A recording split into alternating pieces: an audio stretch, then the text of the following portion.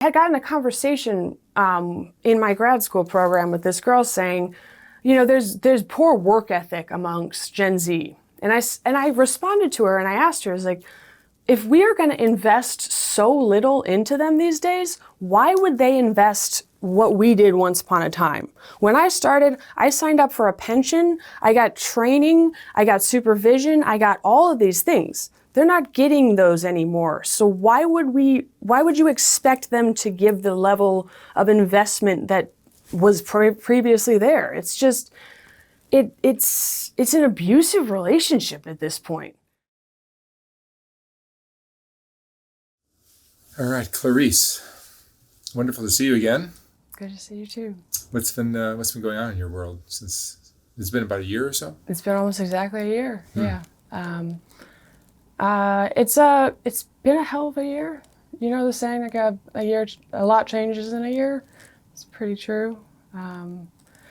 This past year, I feel like I'm living the Mary Tyler Moore Show. If you know that old show, Sure. Where she turns 30, she moves somewhere new, she breaks up with her fiance or boyfriend or whatever it is, she gets a new job and has to make a new life. And I watched that because as a kid I was really, really anxious, and that show calmed me down. Little did I know I'd be living Mary's life at 30 years old. And I hadn't watched it in so long, but then I listened to the theme song of it, and then the final line is, "She's gonna make it after all." And That's right. And I was like, I kind of cried with that. I'm like, oh, maybe I will do it. Maybe it's not so horrible. But it's been hard. It's been up and down for sure. You've chosen a difficult career. Yeah, I did. I don't regret it. I don't regret going into nursing. I'm not doing bedside nursing these days, which has been very good for me. You changed jobs? Yeah, so I moved, over the past year I've really gotten into education. I started working with just teaching after school programs. After our last interview, I'm sure you could have told I was not doing that great. And I spent a lot of time this year. Like I did a trial for PTSD where they do a big program and they do like this nerve block thing. I did everything I could possibly do to try to feel somewhat better this year. And I'm getting there, but it's a process. And now that I'm moving into the next stage of my life in this academia world, I love it. I am so glad I went into nursing despite all of the horrors I saw, because now I get to have this part of nursing. The education is wonderful. I do love teaching. The master's program I'm in is, it's just you gotta get the letters. But who are you teaching? So I teach after school, fourth and fifth graders. I teach them debate because it's funny how I got the debate job. I had a woman call me up and say, "I love nurses. I think you would be a great teacher for debate." I'm like, "Why?" And she says, "If you can convince a patient to take lithium, you can teach debate to fifth graders." And you're teaching in Chicago is? In Chicago. So I do that. The neighborhoods are very different there. What kind of neighborhood are you in? I'm on the south side. It's the lab school. It's a very nice school in Hyde Park.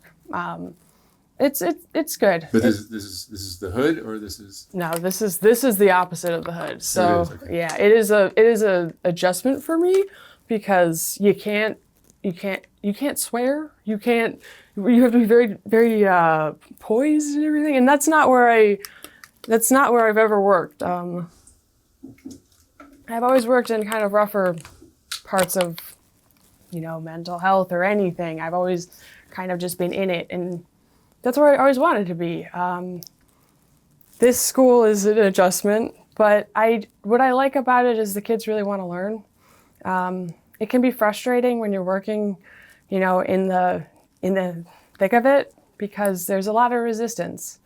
And understandably so. Like, why would I trust you? I've been failed by so many people in my life. Why the fuck am I going to trust you?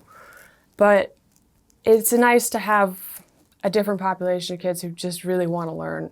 it's a contrast, and I'm liking the balance of the worlds. I started tutoring at a city college in Chicago on the west side, and that's amazing. It's quite a contrast because it's a community college. They are welcome everybody, and we just make it work. And I'm teaching basic stuff like, you know, how to write an essay, how to make flashcards, that type of stuff. And it's kind of sad sometimes thinking, you know, these kids didn't get taught that stuff yet. And now they're in college, and I just feel bad that they haven't been given some of these skills. I'm like, what the fuck happened?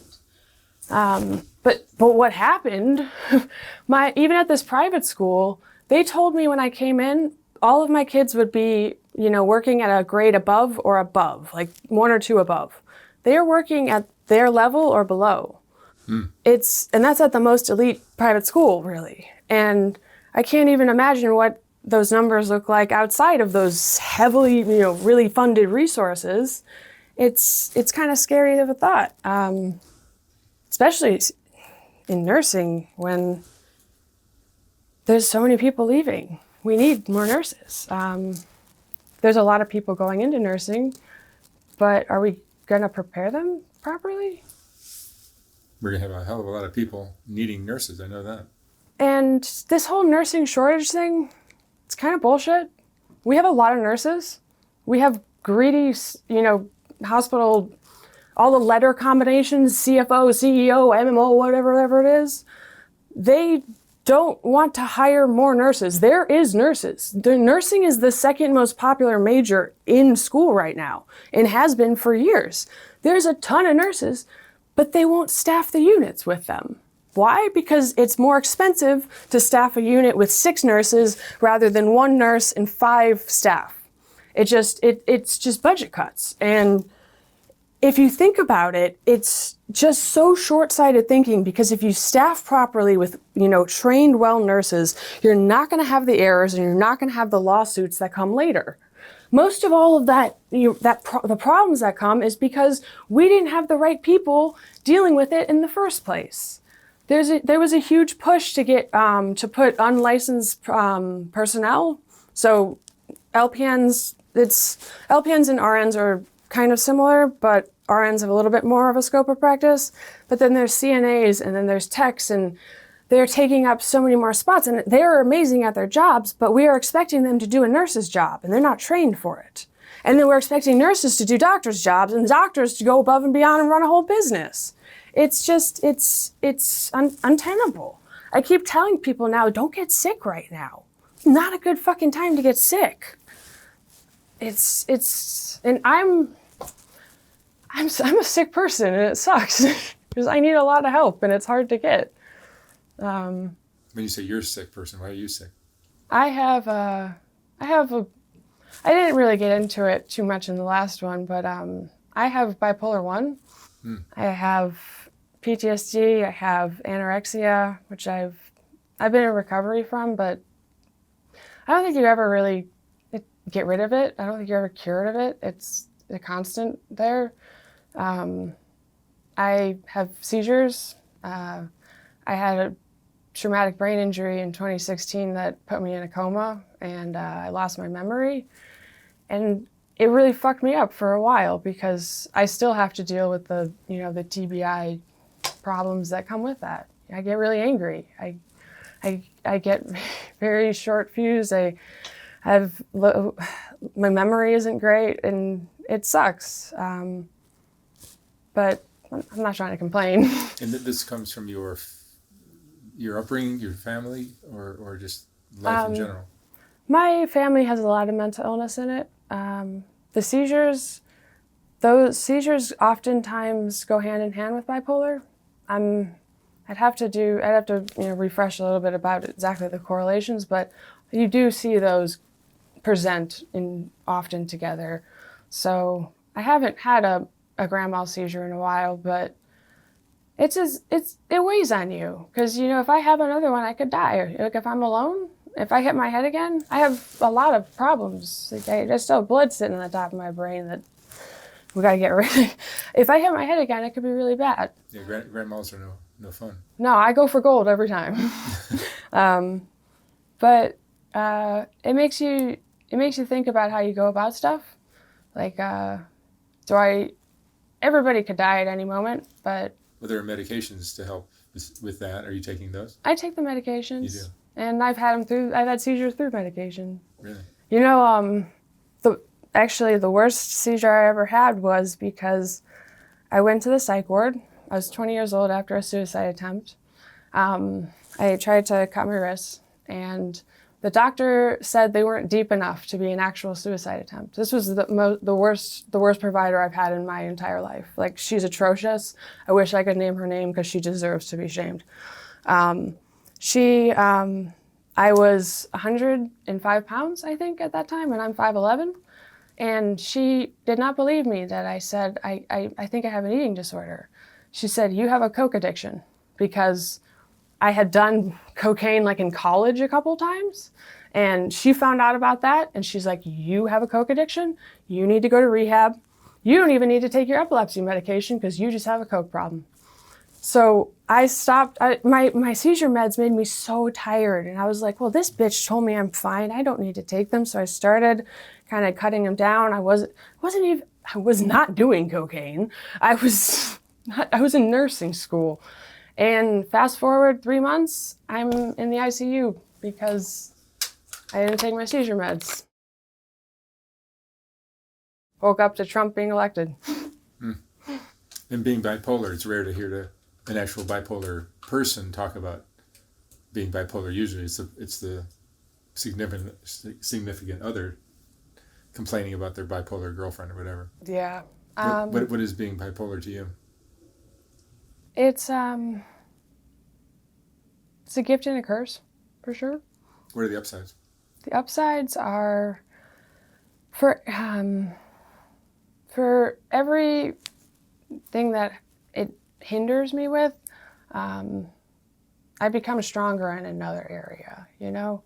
Like I have to, not everybody has to, accommodate these things all the time. Like, I have to, my self-awareness, I need to be so checked in with myself, because if I show signs of impulsivity, if my sleep starts to decline, if I start to get a little, irritable that's out of hand, I have to be super aware and check myself immediately, because I got to go see my doctor so I don't go manic again.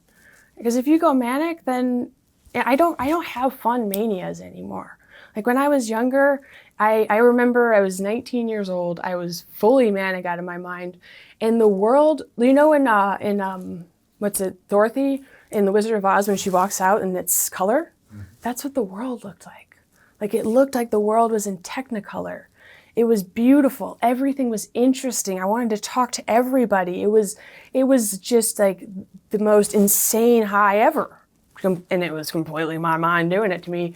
But how high you go is how low you go after. So I had like 3 months of gripping depression after that.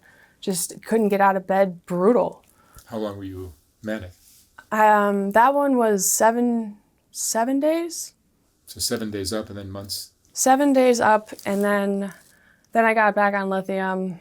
I was taking, I was taking Abilify or something. That was not doing, Latuda. I was taking Latuda. That was not cutting it. Went on lithium, but then the depressions can be really long. It's kind of unfair how quick you go up and how long you stay down. And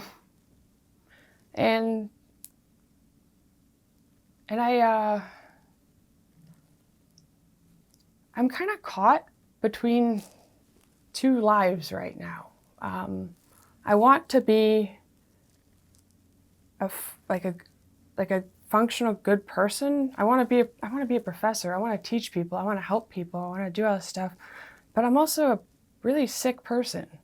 Like I have quite a few problems, and my days can be really hard. And I don't want to be that sick individual. I don't want that to be me, but it's a part of me, and it's hard to try to balance those things. I'm learning how to say as a nurse or as a teacher or something that, I need help. It's really hard to do when you're the person who's everyone goes to for help, and now you need help, it's really hard to do. What holds you back the most? Which of your... It sounds stupid. It's so much pride. It's just this stupid pride. I don't want to be seen as the sick person. I was the sick person for a long time. My early 20s, I did not have the right medication. I was a mess, and I don't want to be that person anymore. I like myself now when I've really worked on myself, but I don't want that to be me anymore. I don't want to be a sick person. It sucks that you can't do both, it seems like. Like I don't know how to be honest about this stuff to my students, to my bosses. Like I got to get over the embarrassment, but it's hard. But is it the bipolar condition that's the worst for you? It depends. So the bipolar can be really tough, but I've got a really good medication regimen that I'm like religious about taking. So I don't have much mania anymore, but I'll still get some depressions. The anorexia is awful. I don't like talk. That's probably what I'm most embarrassed about, honestly. I find it, I shouldn't find it embarrassing, but it's like, just eat. What's the problem? Just eat. Not as easy as that?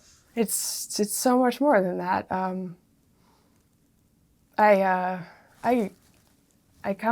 Recovery is a up and down process and everything, but it's hard. It's hard. Yeah, especially when you're fighting against multiple things. It often feels like I'm working with one arm tied behind my back. But I'm still achieving, still getting my stuff done. Yeah, you're accomplishing a lot of nice things. Where would you like to be in 5 years? So in 5 years, I will be 35. And I'm sorry, I will get to your question, but when I turned 27, I was very, very proud of myself because I got to pass the 27 club. And now 32. I mean, you mentioned the suicide attempt. Yeah, exactly. Is that something that nagged you?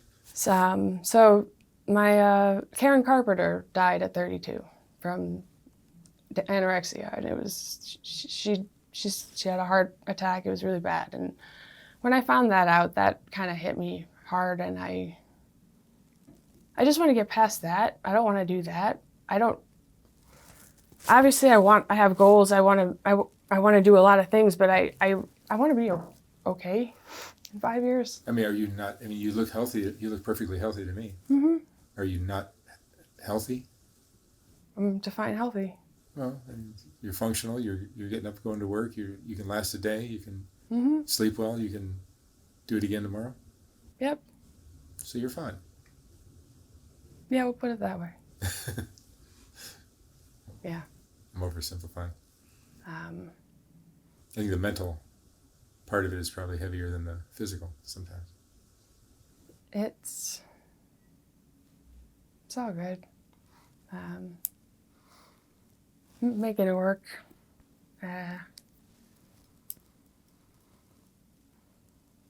Is your field getting easier? Is it improving, or is it getting? What do you see for the future of it? Like a lot of industries are being turned on their heads by. My industry is modern going to hit a technology. breaking point. It's going to hit a breaking point. I was looking into the effects of private equity into hospital care. Private equity is, buying up a lot of health facilities of various sorts. And I got down this rabbit hole, and I wanted to know why there's not help for kids. Like, why do we not have group homes? Why do we not have psych wards for kids? Why do we not have all of these resources? And a big answer I actually found was litigation. People, when kids when patients who are children sue, they get big settlements, rightfully so. So insurance companies don't want to cover these places. So therefore, there's less and less coverage and options for it, meaning it's shrinking the size of these places. And every time one of these places gets hit with a massive lawsuit, and I'm not saying these lawsuits are not at all unjustified, because I'm sure that they are understaffed. I'm sure that there's inadequate care. But the way to combat that is to add staff, is to train your staff better, is to invest in that. Instead of, dealing with the final event, the ultimate problem, deal with it way beforehand. When I became a nurse, I had 3 months outside of school. I graduated nursing school. I had 3 months in the classroom of training. Before I even hit the floor, before I even saw a patient, 3 months of in-depth psychiatric training. Nurses the last job I worked at, the new grad nurse, 3 days of training and went straight to the floor to start precepting. And I was her preceptor, and I had 17 patients and her to teach all at once. That's what they're being equipped with right now. And that's why I find it terrifying that new grads, nursing school does not prepare you for the hospital. It prepares you for the hospital to prepare you. There's so much training, specialized training that comes after nursing school that isn't being done now because there isn't the resources, because there isn't the investment. And I had gotten a conversation in my grad school program with this girl saying, there's poor work ethic amongst Gen Z. And I responded to her and I asked her, I was like, if we are going to invest so little into them these days, why would they invest what we did once upon a time? When I started, I signed up for a pension, I got training, I got supervision, I got all of these things. They're not getting those anymore. So why would you expect them to give the level of investment that was previously there? It's just, it's an abusive relationship at this point. They know we love our patients. They know we care about them and we want to help them. And they use that against us. They push and push and push and push. And when something goes wrong, I'm thrown under the bus at the end of the day.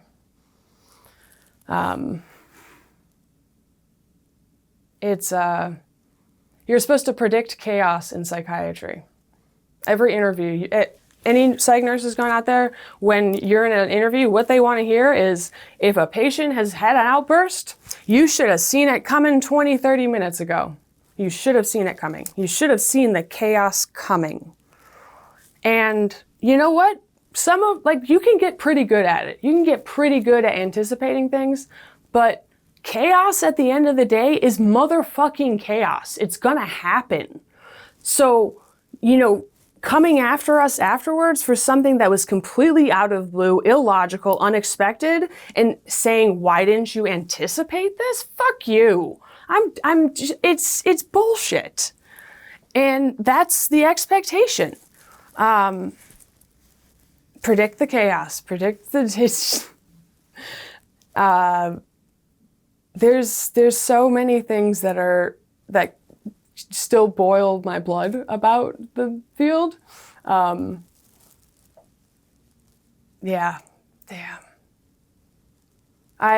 This year I applied for disability, for Social Security disability, because I had to get my neuro testing redone because of all the head injuries, and I have some mild cognitive impairments with visual-spatial memory, I think it is. Is this from seizures? From seizures, yeah. And I found out on that I'm very smart, but I can't remember a goddamn thing. So I submitted that and I got disability, and I was really relieved for a minute, because I thought for the first time I was being taken care of, that I was, I didn't even get my overtime during COVID. I didn't get checked on. I didn't get any help. It was me against the world there. And I thought for once that I was getting help. And because I got attacked 2 years ago on the job, and I got a payout of I think it was like 10 grand or something, a lump sum payout. They decided to give me, I think it's $15 a month in Social Security, because they're claiming I'm getting $1,800 in workers' comp, which I'm not, and they're giving me $200, and $185 of that goes to Medicare. And that's what I got. So I just, I'm getting tired. I think a lot of us are getting tired. Is it hard to work in a field where the profit is just such a dominant force? You know how much hospital CEOs make? They make minimum $3 million. I looked up the stats of the Chicago CEOs. Some of them are clearing $8-9 million. That's insane. That's fucking insane. You're gonna do that and then ask me what I did wrong when I got punched in the face? It's broken. It's broken top to bottom. And I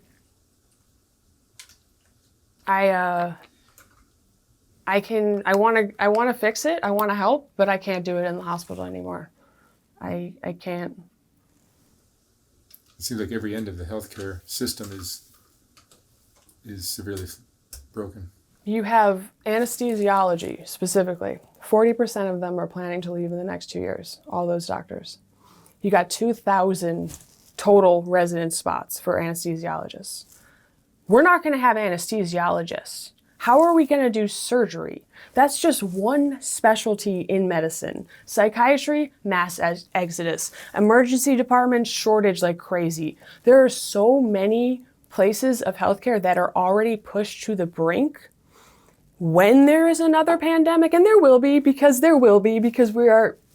it's going to happen for whatever reason, with deforestation, lab leaks, whatever the fuck it's going to be this time. There will be one, and there is no way I am going to work that again. There is no way. Unless you are paying me 10 to 15 grand a week, there is no way I'm going inside a hospital. The way that we were used, abused, and thrown out last time, my mission this time will to be making sure that there are no one in the hospital, because that was unacceptable. It was atrocious. I still have people denying COVID to me. I still have people telling me what's the big deal. I have people telling me that that was a good time in their life, that was an improvement. Of course it was an improvement for you. You stayed home and got $1,500.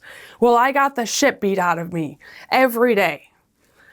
The disconnect is, it's brutal. And I didn't comprehend that disconnect of in history.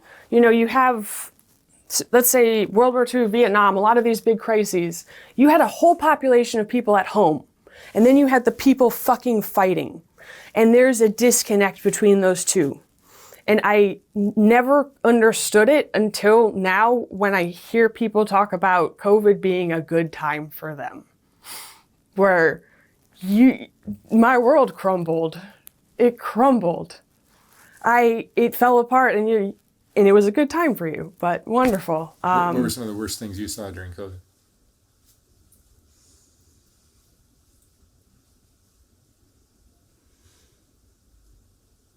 I don't really want to talk about that. There's a lot of bad stuff. Do you regret getting into healthcare? No, I don't. I regret specific instances of my job. Like, I wish I had stood up for myself in some times. And in hindsight, I would have never let some of these people treat me the way they did. But you're a new nurse, you're new to the game, whatever the way be. But I could have gone to art school. I was a very talented artist. I could have done that, but I wanted to help people, and I wanted to engage with people. I didn't want to sit alone in a studio and create all day. I am just so sad about what my field has become. Is it greed? It's greed. Bureaucracy? It's so much greed. It is, and it's it's disgusting grade. Disgusting grade. Like you cannot, how do you, they don't look at the kids in the face and say, you know, you don't have any, these people at the top, they don't do the dirty work. They just take the paychecks in. You get these companies buy up hospitals, cut staff, they make a profit because now you're at bare bones staffing levels, and then they sell it off really quick. There's no long-term investment in trying to improve these things. There's no incentives other than the bottom line profits. Why is healthcare a profit business? What are we doing here? This is people's lives and you're trying to make a buck for it? What are we doing? It's just going to get worse. It really is. It's only going to get worse as these years go by, because you're going to keep losing people. Even though, as I said, there's a lot of new nurses coming in, you need veteran nurses to train them. Who's training them? You got newbies training newbies. I'm worried for those nurses because they're being set up for failure. There's just so many problems with it.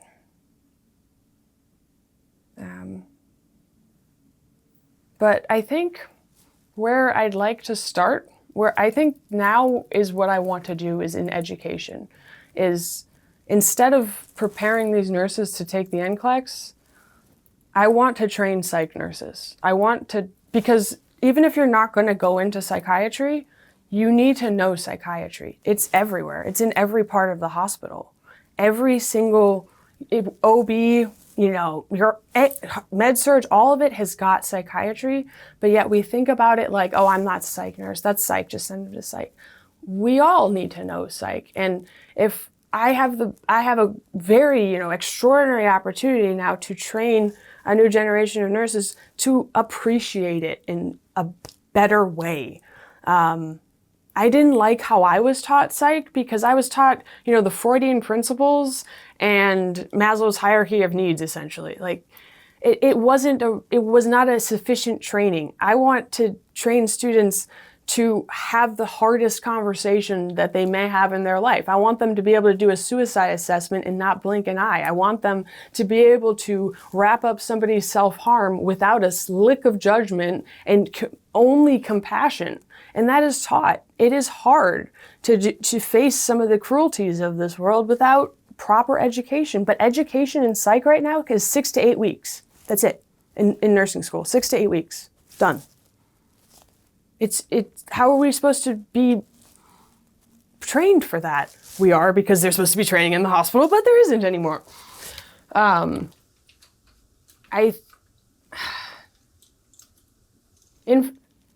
you said, 5 years from now, I want to be preparing a better generation of nurses. That's what I want to do. I want to finish my book, get those kids heard. I want to feel a little bit better, and I want to make a difference in nursing. But I don't know, man. And then meanwhile, you're dealing with your health issues and things like that. Yeah.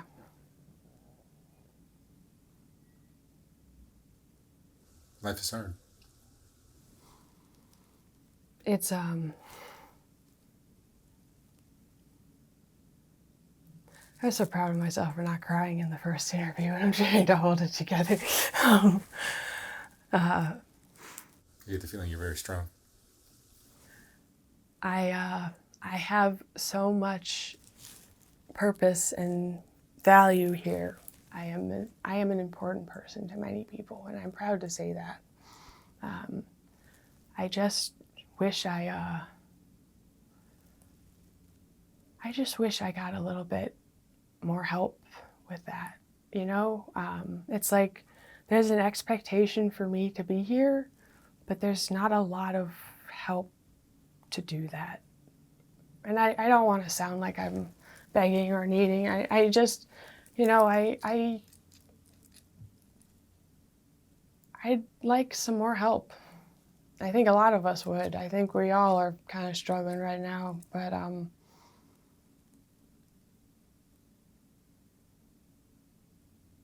it's hard. It's hard to deal with it all. Some days are good. Some days are good.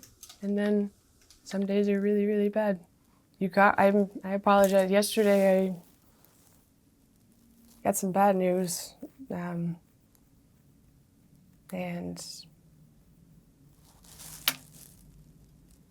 it is what it is. You want to talk about it? I just lost something very important to me.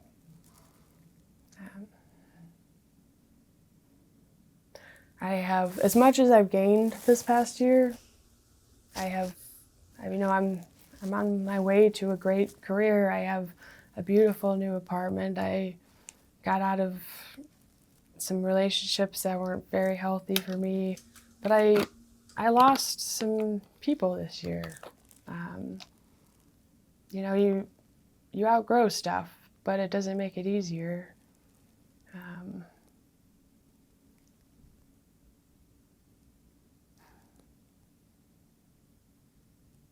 With the good comes the bad, I guess.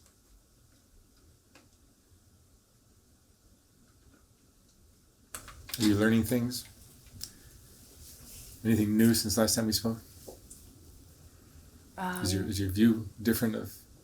You know what has been wonderful this year and simultaneously very eye-opening? I went into psych with kids, and I only got them for that window of their admission. And then this past year, I started mentoring DCFS and young adults who are transitioning into adulthood. And I have one mentee who I adore. He is amazing. I'm so proud of him. He is going to do great, just phenomenal things. I am so fucking proud of this kid. He's going to be great. And I had another mentee, and I worked very, very closely with her, and I saw the point of no return.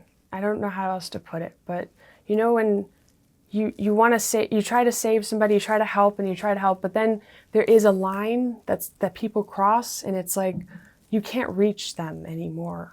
And it was heartbreaking to see that in real life. I've only seen the admission, and then I've never been with someone so long as to see that breaking point.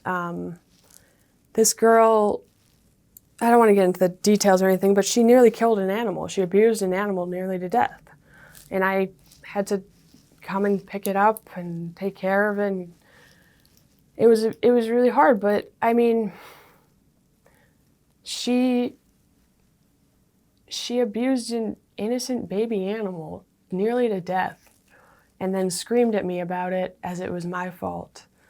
And I was brokenhearted because she just kept coming after me. I thought you were different. I thought you were this. And she's just attacking me every which direction. And I realized in that moment, I'm like, I can't help you anymore.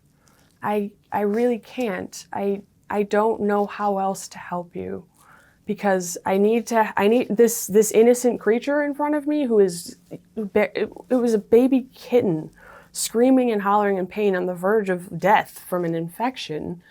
I can't excuse this. I don't know how to justify this.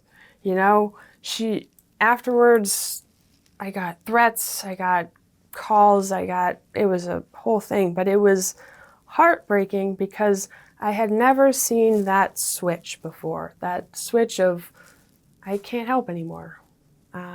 There's nothing more for me to do. And I had to really think like I can invest so much time into this girl and really, really try, or I can put that energy into this other mentees who really want the help. Are there some times where the mental illness is just so severe that you can't really? She had a lot of trauma, and I remember my brother once asking me, can everybody be saved? And I kind of giggled at that because I'm like, Calvin, you're 30 something years old. You think so innocently? No, it's not. There's so many reasons as to why people cannot come back from things, but some people cannot be saved. It's hard to admit, and it's a hard pill to swallow that, whether it be from childhood abuse, whether it be from, seeing horrible things, experience, whatever it may be that formed that, some people break.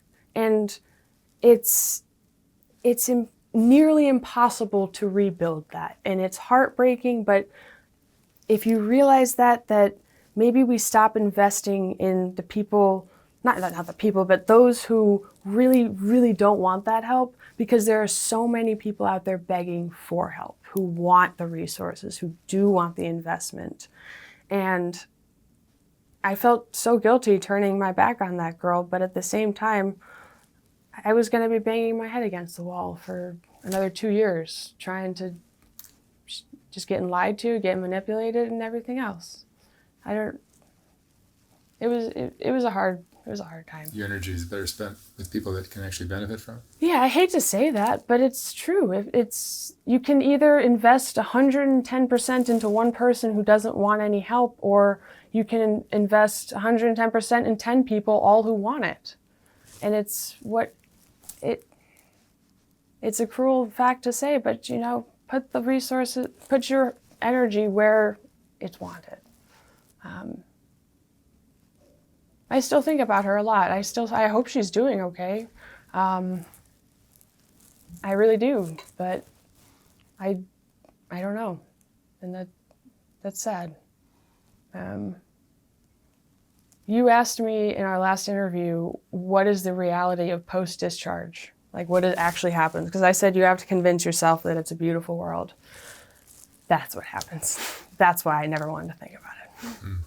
That's why you can't think about it, because a lot of times it's not good. Does the work you do cause some of your depression or the problems you have, mental? Well, the PTSD was in large part from the violence and all of that went down in the hospitals. But I didn't read many of the comments, but I got one person on my Instagram say to me, if you were attacked so much at work, it's probably your fault. And I looked at it's like a built man. He's like, I work in psych. I've never been attacked at work. If you've been attacked at work, it's because you're on a power high and it's your fault. And that hit me. I just responded. I was like, thank you for your work in psych. You're valuable, because I don't want to do this. Why are we fighting with each other? I didn't deserve to get hit. No one deserves to get the shit beat out of them. That's unacceptable. Why are we still excusing it? It's a hard scale to balance this. How do you hold the patient accountable versus your standard, like who's at fault? But at the end of the day, the fault doesn't matter so much as the correction of the behavior. It's not about punishing the person. It's about, correcting. You can't hit somebody because they said something. You can't try to choke somebody out because they tried to give you their medication. It's just, there needs to be a correction of that.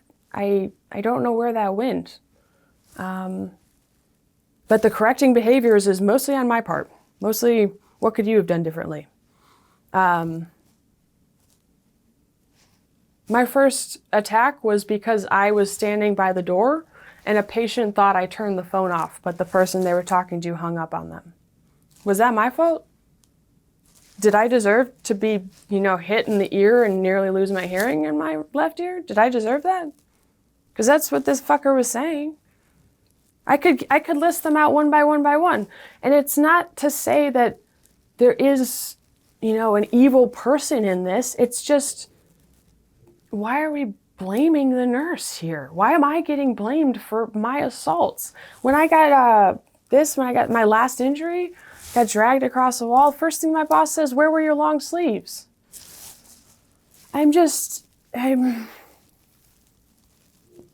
It's frustrating and it's disheartening, and I worry about the new nurses going into it, but I hope it gets better. I really do. Psych needs it. There's so many people who need psych care right now. The numbers are going up and up.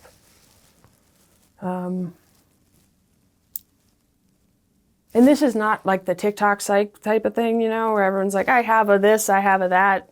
That's a whole separate entity.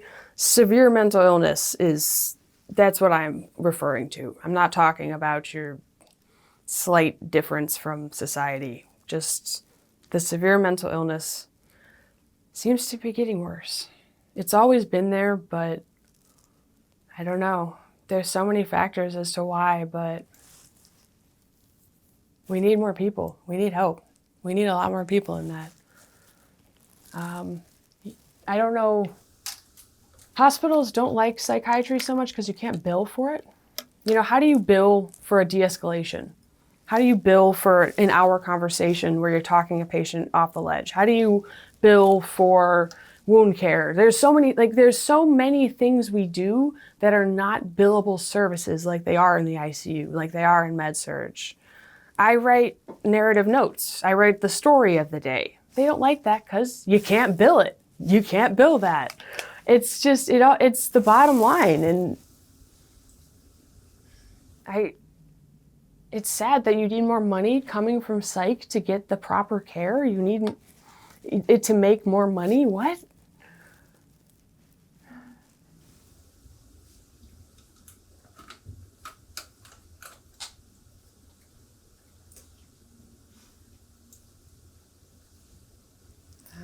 Not the first time someone's pointed out that greed is the biggest problem healthcare has.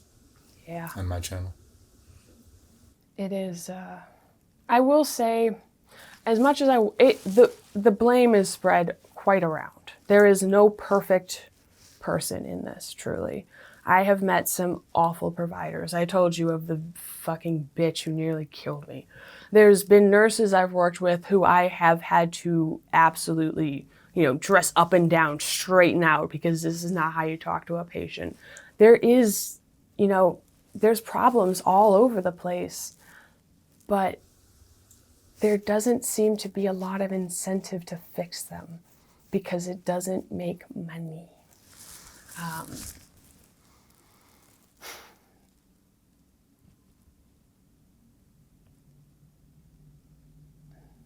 I'm thinking about, I'm not seriously thinking about it, but I was researching Canada because of the way they train nursing there. They have a separate school for psych nurses. It's not nursing school, it's nursing school and psych nursing school. And that's interesting to me because I'm tired of being the ugly, the redheaded stepchild of medicine over here. That's where we're treated, though. I know I'm not the only nurse who is really struggling with all of this. I know I have a little bit of extra flair to add to the fun, but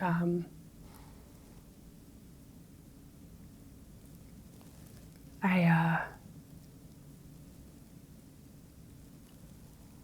hope I'm not the only one who feels very alone right now.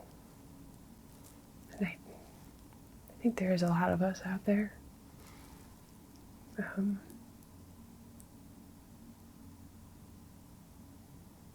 I wanted to come in here today and say I'm going to be a professor, I'm doing all these great things, but it's fucking hard every day.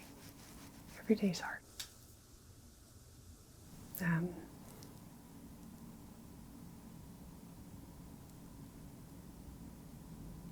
I appreciate you giving me the time to talk. I'm sorry that it was a little disorganized. No, it was interesting. Like always. You're always fascinating. Thank you. Thank you, Clarisse.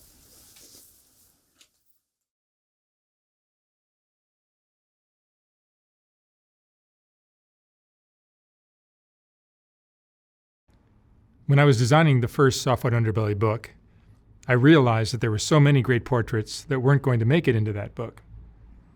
They just wouldn't fit. And once I saw how well that first book sold, I knew I'd have to design a second book. This second book is finally ready to ship. Like the first one, this book has a collection of some of the best portraits from Soft White Underbelly, accompanied by a quote from that person's interview. This book features another group of Rebecca portraits, as well as a collection of color images of the Whitaker family, and plenty of others. You can order yours for $125 or $150 for a signed copy at softwhiteunderbelly.org. Again, like the first book, once this book is sold out, I will not be printing more of them. The portraits are what Soft White Underbelly is all about, and these two books contain the best of all that work. Thank you for watching.